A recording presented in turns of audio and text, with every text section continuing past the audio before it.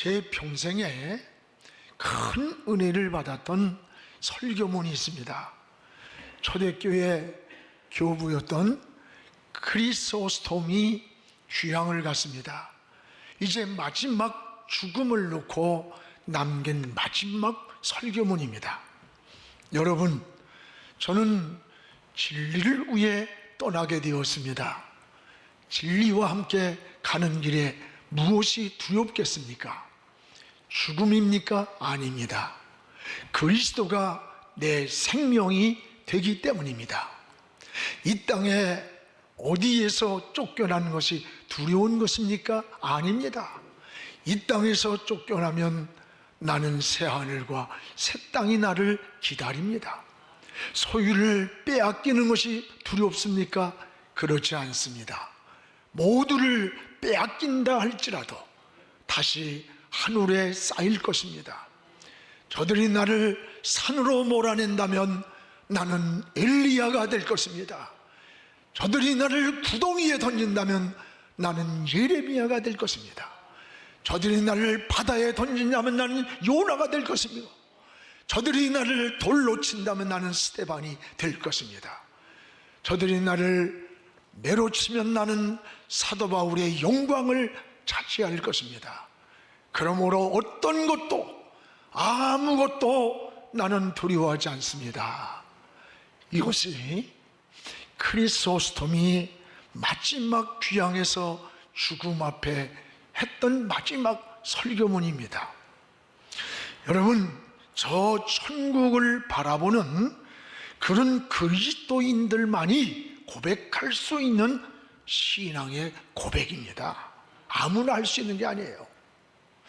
오늘 말씀은 부활 사건으로 논쟁이 일어났습니다. 성경에는 바리새인들이 나오는데 이 바리새인들은 예수도 믿었고 부활도 믿었습니다. 그런데 신앙이 외식적이고 또 위선적인 것 때문에 예수님께 책망을 많이 들었습니다. 그러나 성경의 사두개인들은 부활을 믿지 않습니다. 이 사두개인들은 오늘날 여호와의 증인들과 같습니다. 여호와의 증인들은 부활을 믿지 않습니다. 그러나 기독교의 생명이 어디 있습니까? 십자가와 부활에 있습니다. 십자가 속에 능력이 있고 그 속에 속죄가 있고 부활 속에 생명이 들어있습니다. 오늘 말씀은 성전 미문에 앉아 구걸하던 사람이 일어나서 건강해가지고 성전으로 들어가는 것을 본 많은 사람들이 놀란 거예요. 아니 도대체 저 성전문에서 늘 손이나 내밀던 저 사람이 어떻게 돼서 일어나가지고 멀쩡하게 건강하게 성전으로 들어가는 것이냐, 소동이 일어났습니다. 이때 베드로가 당신들이 십자가에 못 박아 죽인 나사렛 예수, 그분의 이름이 이 사람을 성하게 했고 낫게 했고 걷게 했고 오늘 온전하게 했다, 이걸 외친 거예요. 그때에 오늘 사도행전 4장 4절에 보면 이 말씀을 들은 그 많은 사람들이 주님을 영접했는데 무려 남자의 수만 약 5천 명이나 됐다는 거예요. 언제? 예수 그리스도의 이름을 증거할 때 나타난 역사입니다. 그렇습니다. 여러분, 모든 능력은 예수 그리스도의 이름 속에 있습니다. 예수의 이름을 부를 때 귀신이 떠나가고 병자가 나았고 옥문이 열리고 쇠사슬이 풀렸던 겁니다. 우리의 유일한 무기, 우리의 자원이 뭡니까? 우리는 예수 그리스도의 이름입니다. 예수의 이름만 있으면 사는 거예요. 여러분들 예수의 이름을 부르시기를 주의 이름으로 축원합니다. 그러면 오늘 베드로가 전한 이 복음의 내용이 무엇이었던가? 오늘 여기 10절에 보면 베드로는 예수님의 십자가와 부활을 증거했습니다. 여기 10절에 너희와 모든 이스라엘 백성들은 알라.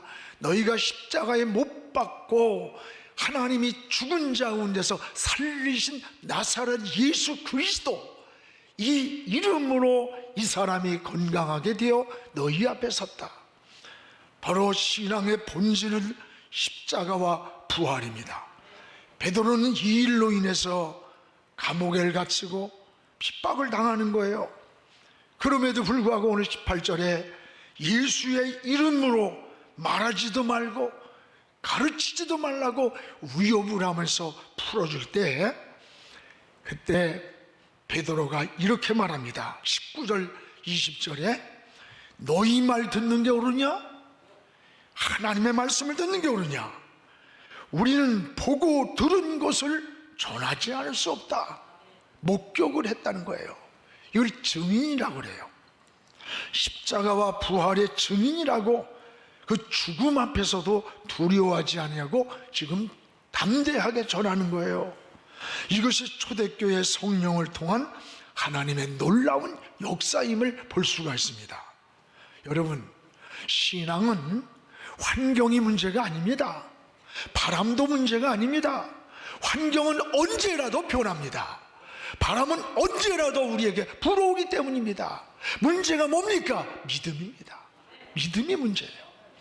요즘 사실 우리가 코로나 앞에서 성전문을 닫았다 열었다, 힘없이 예배가 흔들리고 무너지는 그런 것을 보면서 한국교회가 얼마나 본질이 허약한가를 우리가 하나님 앞에서 부끄럽게 깨달았어요.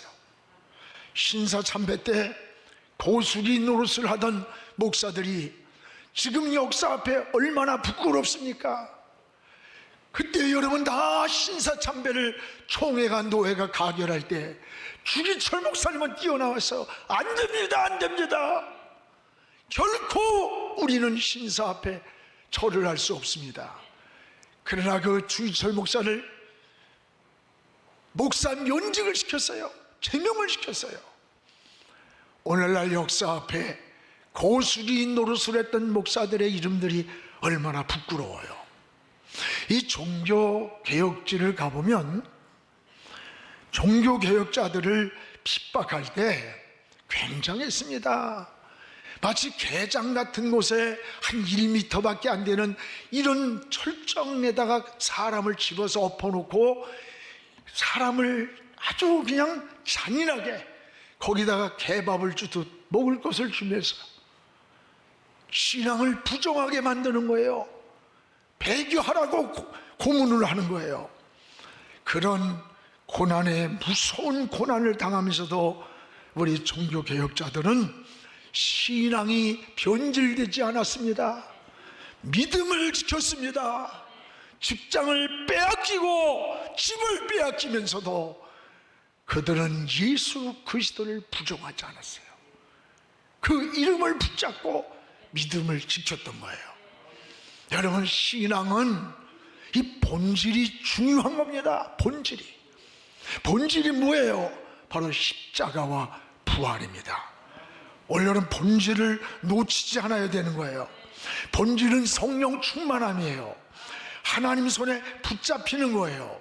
말씀을 붙잡고 기도줄을 놓치지 않는 것, 이게 신앙의 삶의 본질이 되는 거예요. 신앙은 이런 본질을 놓치지 않으면 어떤 환경, 어떤 조건이 우리에게 올지라도 우리는 반드시 승리할 수가 있습니다. 오늘 가장 무서운 것은 환경이 아닙니다. 신앙의 본질을 놓치는 데 더 문제예요. 하나님과 멀어지는 데 위기가 옵니다. 우리는 하나님의 품으로 다시 돌아가야 되는 거예요. 오늘 11절에 베드로는 이렇게 말씀합니다. 너희들이 버린 돌이 머릿돌이 되었다. 그 버린 머릿돌이 누구냐? 바로 예수 그리스도라는 거예요. 오늘 11절 같이 읽읍시다. 이 예수는 너희 건축자들이 버린 돌로서 집 모퉁이의 머릿돌이 되었느니라. 여기 건축자들이 쓸모없다고 버린 돌처럼 예수님을 십자가에 버렸지만 너희가 버린 그 예수가 머릿돌이 되었다는 거예요. 머릿돌. 여린 머릿돌이 뭐예요? 머릿돌은 건축을 할 때 기초석을 말하는 겁니다. 머릿돌은 집을 지을 때 방향을 정하고 머릿돌을 중심으로 그 집을 짓게 되는 거예요. 사랑하는 여러분, 성경에는 예수님을 머릿돌로 표현한 것이 많이 있습니다. 오늘 십자가에 죽인 예수님은 인류의 머릿돌이 되셨습니다. 역사의 머릿돌이 되셨습니다. 인생의 방향을 잡는 머릿돌이 되셨습니다. 이게 놀라운 은혜예요. 예수 그리스도가 여러분의 삶에 머릿돌이 되기를 축복합니다. 그러면 중심이 흔들리지 않습니다. 인생의 방향이 분명해집니다. 여러분이 사업을 성공하든 인생의 꿈을 꾸든 어떤 목표를 하든 정치를 하든 뭘 하든 내 인생의 머릿돌이 어디냐는 거예요. 예수 그리스도가 머릿돌이 되어서 방향을 정하세요. 중심을 잡으세요. 그러면 무너지지 않는 기초석이 되는 것입니다. 오늘 베드로는 또한 여기 보면 12절에 오직 예수밖에 구원받을 이름이 없다고 했습니다. 12절입니다. 우리 같이 읽겠습니다. 다른 이로서는 구원받을 수 없나니 천하 사람 중에 구원을 받을 만한 다른 이름을 우리에게 주신 일이 없습니다 하였더라. 다른 이로서는 석가, 공자, 맹자 어떤 누구의 이름도 구원받을 만한 다른 이름을 우리에게 주신 일이 없습니다. 그래서 요한복음 14장 6절에 나는 길이요 진리요 생명이니 나로 말미암지 않고는 아버지께로 올 자가 없다고 했어요. 그런데 요즘 종교 다운주의자들은 여러분 돌아가는 길도 있다, 또 여러 갈래길도 있다 이렇게 말합니다. 결코 아닙니다. 오직 예수 그리스도만이 구원의 해답이요 하나님께로 가는 길임을 믿으시기를 축복합니다. 여러분, 다른 길로 가서 길을 못 찾습니다. 세상 사람들은 인생의 답을 찾으려고, 인생의 문제를 해결하려고, 길을 찾으려고 때로는 무당을 찾아가고 점쟁이를 찾아가고 운명초라원을 찾아다니지만 거기는 길도 없고 답도 없고 거기는 방법도 없는 거예요. 예수 그리스도가 인생의 해답이기 때문입니다. 또한 예수님만이 참 평안입니다. 요한복음 14장 27절에 내가 평안을 주러 왔다. 평안 주러 왔다. 사람들은 쾌락은 있는데 평안이 없습니다. 소유가 많은데도 만족이 없어요. 이 참된 평안은 예수님의 품 안에 있기 때문입니다. 또 예수 그리스도가 안식이라고 했습니다. 마태복음 11장 28절에 수고하고 무거운 짐진 사람들아 다 내게로 와라. 내가 너희를 쉬게 하리라. 안식을 주겠다는 거예요. 여러분, 들로 산으로 쏟아진다고 안식이 오는 거 아닙니다. 마음이 복잡하고 엉켜있는데 돌아다닌다고 하면 안식이 옵니까? 마음의 안식은 예수님 품으로 돌아올 때 우리의 무거운 짐을 벗어버릴 수가 있는 겁니다. 그리고 예수 그리스도만이 원수 마귀를 이기는 능력이라고 했습니다. 요한일서 3장 8절에 하나님의 아들이 이 땅에 나타나신 것은 이 원수 마귀가 하는 일을 멸하려 하심이라 그랬습니다. 마귀가 하는 일이 뭡니까? 우리를 파괴하고 이간하고 유혹하고 우리를 넘어뜨리는 자입니다. 이 원수 마귀를 예수 그리스도의 이름 앞에서 한 길로 왔다가 7길로 물러가는 줄로 믿으시기를 축복합니다.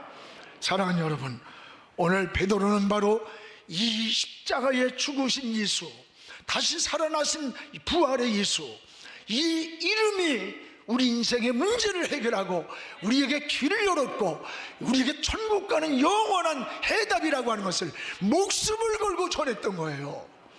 이 일로 인해서 고난을 당했고 핍박을 당했고 위협을 받았던 겁니다.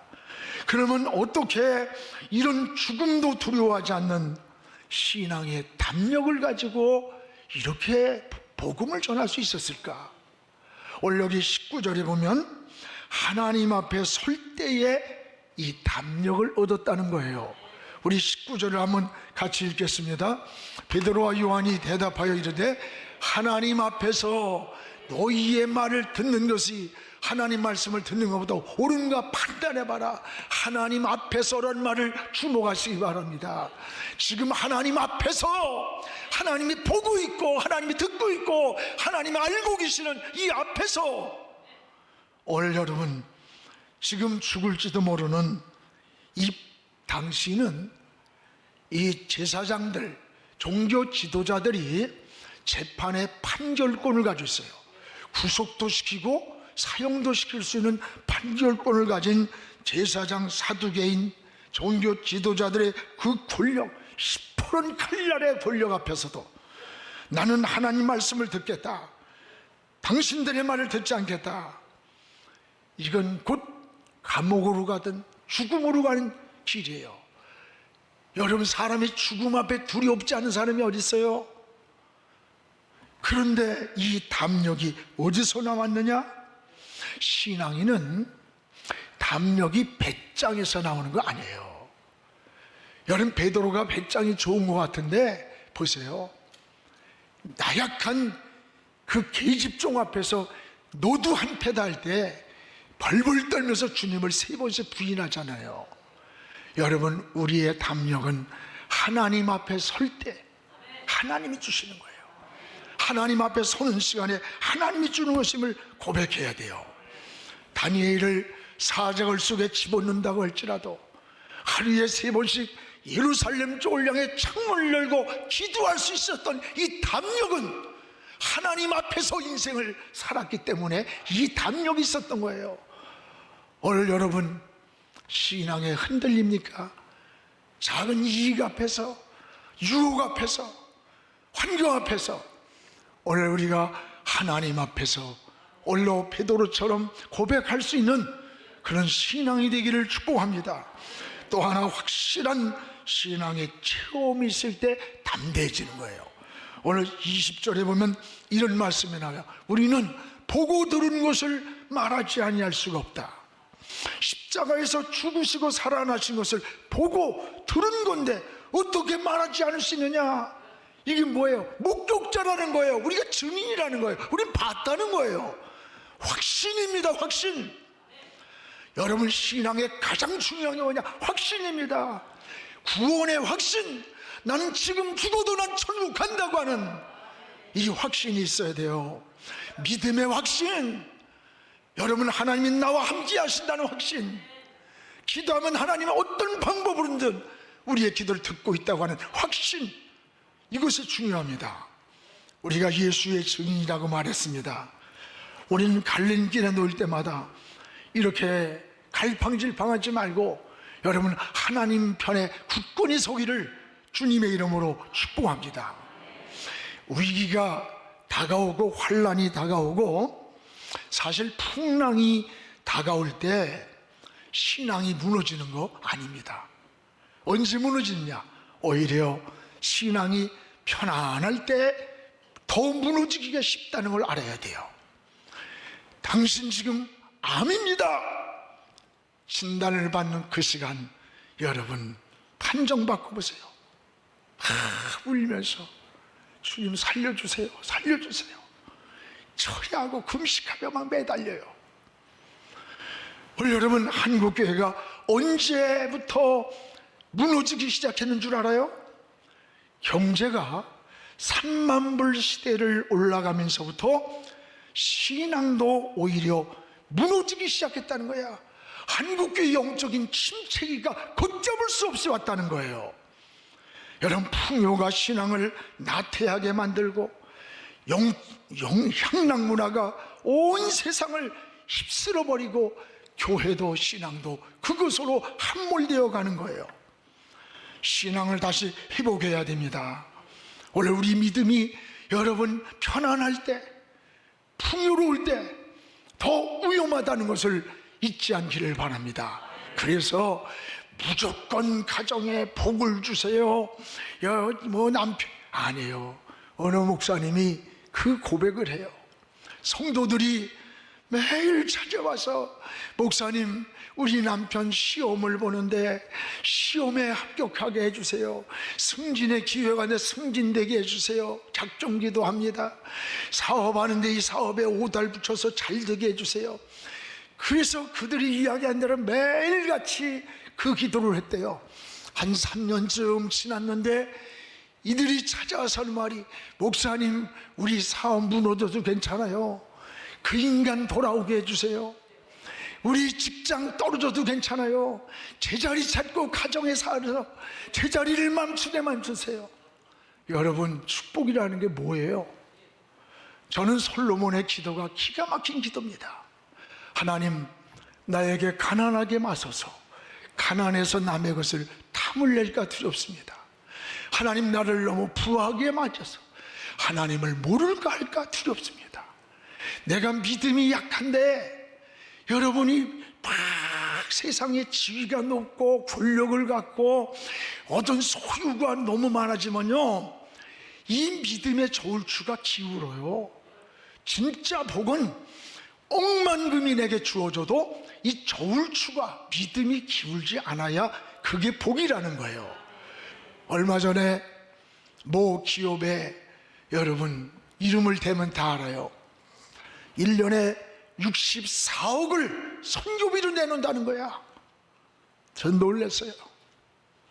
64억의 기독교 여러분 기업입니다. 누구도 모르게 64억을. 그가 지금 돕고 있는 선교사가 2천 몇백 명이래요. 여러분, 부의 가치가 뭔가를 알아야 돼. 은혜를 알아야 돼. 내게 건강이 있다면 그걸 가지고 정욕으로 쓰라고 준 건강이 아니라는 거예요. 내게 남다른 소유가 있다면 너 혼자 먹고 향락을 누리라고 준 게 아니다. 내가 이걸 가지고 주의 나라를 위해서 어떻게 사용해야 할까? 이런 거룩함을 깨달을 때 삶의 가치가 있는 거예요. 내가 살고 있는 것에 대한 기쁨이 있는 거예요. 보람이 있는 거예요. 오늘 사랑하는 여러분, 우리의 신앙을 다시 한번 점검하기를 주의 이름으로 축원합니다. 오늘 또한 성령의 인도를 받을 때 담대해졌습니다. 여기에 성령으로 말씀하시기를, 이 말을 주목하시기 바랍니다. 이 초대교회는 자기들의 감정, 자기들의 이성적 판단 가지고 어떤 일을 한 게 아니에요. 항상 성령께서 또 성령으로 말씀하시기를, 성령의 인도를 따라. 여러분, 성령의 인도예요. 사도행전의 중심은 주체가 성령입니다. 저는 어떤 약속을 하고 무슨 일을 할 때 계속 제 마음속에서 성령님의 도움을 구해요. 성령님, 지혜를 주세요. 성령님, 담대함을 주세요. 무슨 말을 해야 될지 생각나게 해주세요. 말할 때 권세 있게 하셔서 감동되게 해주세요. 끊임없이 성령께 제 마음을 지배하시도록 성령의 기름 부으심을 막 구하고, 그게 정말 간절해질 때 생각지 않는 담력이 생기고 감동되는 것을 느낄 때가 굉장히 많아요. 여러분도 아마 그럴 거예요. 오늘 사랑하는 여러분, 이 초대교회 성도들은 오직 성령의 인도를 따라 살았습니다. 성령의 말하게 하심을 따라 말을 했습니다. 행동했습니다. 성령의 인도가 없이는 담대한 신앙생활 할 수 없어요. 바른 길을 선택할 수가 없어요. 좋은 열매 맺지 못해요. 육신의 소욕을 절제할 수가 없는 거예요. 여러분, 맹인이 지팡이 없이 한 걸음도 걸어갈 수 없음 같이 우리 신앙생활에 성령의 인도가 없이는 길을 잃고 방황하는 거예요. 여러분, 초대교회처럼 성령의 말씀을 따라, 성령의 인도를 따라 성령의 길을 물으며 성령의 도움을 구하며 성령의 임재 속에 살기를 우리 모두가 기도할 수 있기를 주의 이름으로 축원합니다. 오늘 초대교회의 이런 은혜를 사모하면서 오늘 여기 보면은 모여서 기도하는 거예요. 합심해서 막 기도하는 거예요. 그 합심해서 기도하는 내용과 하나님이 어떻게 응답했는가를 잘 보여줍니다. 오늘 29절에 그 기도의 합심한 기도를 보세요. 주여 위협 속에서도 담대히 하나님 말씀을 전하게 하소서. 복음을 전하는 것은 환경과 조건이 아닙니다. 성공했기 때문이 아니라 실패했음에도 불구하고 건강하기 때문만이 아니라 병들었을 때도 여러분 코로나로 인해서 복음을 전하는 일을 우리가 멈추면 안 되는 거예요. 오늘 사도들은 감옥에 가두고 복음을 전하지 못하게 위협하는 그런 현실 속에서도 담대하게 복음 전하기를 기도했어요. 복음은 생명이기 때문입니다. 사랑하는 여러분, 우리는 하나님께 기도해야 돼요. 하나님 의지해야 돼요. 하나님 바라보시기 바랍니다. 오늘도 무릎 꿇고 제단불을 붙잡고 주님 앞에 울으세요.